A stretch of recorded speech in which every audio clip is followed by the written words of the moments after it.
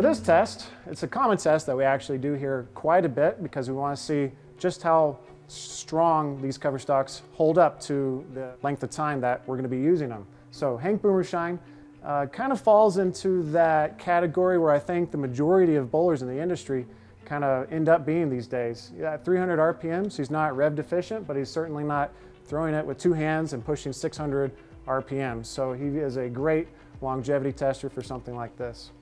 And this is how this test is kind of set up. So we drilled an AXIOM. This is as pure as this material can get. It doesn't have any additives, doesn't have any micas like the pearl, so it's our solid state NEX cover stock. The pattern that we used for this test was beaten path. It's basically our house shot here. So at 41 feet, 4-to-1, good volume.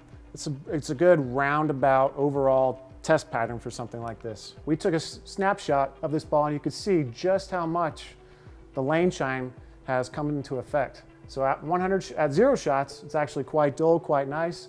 Slowly but surely gets lane shine as every ball does today. So completely natural. The green here reflects the ball at 100 shots, and here's the data that backs it up. So at 41 feet is the break point, entry position, 19.23 board down lane at the pocket, and entry angle at 4.75 degrees. I realize Hank's left-handed and this is a right-hand path, but for ease of presentation's sake, we kept it on the right side. At 100 shots, you could see Hank repeated his same line from before, but down lane is where it gets interesting. Its break point is now creeping much further back. His entry position is becoming lighter in the pocket, and his entry angle is also decreasing. After another 100 shots, he's now up to 200 total shots. We did another standardized test, and the trend kind of continues. The break point gets longer, entry position lighter, entry angle weaker, and you can imagine that the purple line here, the last one, is even further away from the pocket with the longest break point and the weakest entry position. Tread on your ball wears out just like the tread on your tires, and you've got to keep up with it.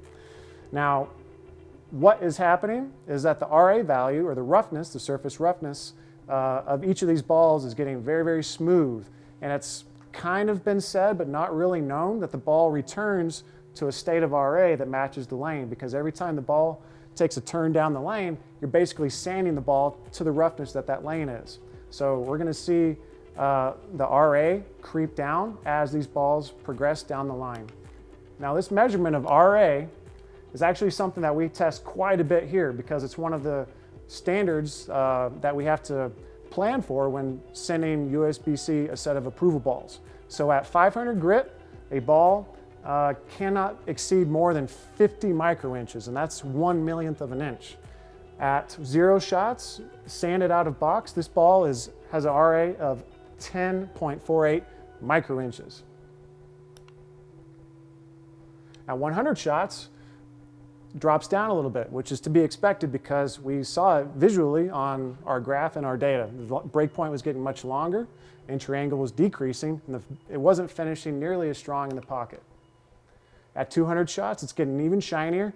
It's even lower at about 9 microinches, and then 300 shots, it's 8.9, which is the lowest overall, to be expected. All right, after the 300th shot was complete, we resurfaced the ball back to factory specs 3000 grit out of box and repeated the same 15-shot standardized test on a fresh beaten path oil pattern.